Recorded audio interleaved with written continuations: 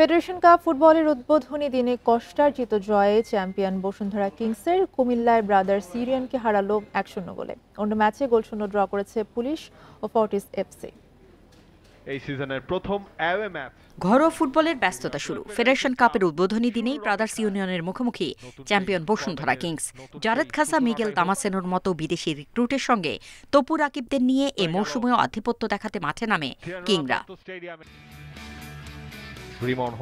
বিপিএলের প্রথম ম্যাচে পুলিশ এফসিকে হারিয়ে লড়াই জমানোর বার্তা দেয়া ব্রাদার্সও আক্রমণ রুখে দেওয়ার সামর্থ্য দেখায়। শুরু থেকে চ্যাম্পিয়নদের চাপে রাখে গোপীবাগের ক্লাবটি। কুমিল্লার শহীদ ধীরেন্দ্রনাথ স্টেডিয়ামে শিরোপা ধরে রাখার প্রথম মিশন কিংদের। চ্যালেঞ্জ কাপ জয়ের পর বিপিএলের প্রথম ম্যাচে ৭-০ গোলের রাজস্বিক জয়। এই দুই ম্যাচে ১০ গোল করা কিংদের প্রথমার্ধে কোনো সুযোগ কাজে লাগাতে দেয়নি ব্রাদার্স। নিরপেক্ষ ভেন্যুতে দ্বিতীয়ার্ধেও কিংদের চাপে রাখে ঐতিহ্যবাহী দলটি। ৬৯ মিনিটে ডেডলক ভাঙেন তপু বর্মন। মিগেল দামাসেনোর ক্রস থেকে হেডে জালের দেখা পান তপু। ম্যাচের বাকি সময়ে রক্ষণ আগলে খেলেছে দুদলই। ১-০ গোলের কষ্টার্জিত জয়ে পুরো ৩ পয়েন্ট নিয়ে মাঠ ছাড়ে কোচ ভ্যালেরিও তিতার ছেলেরা।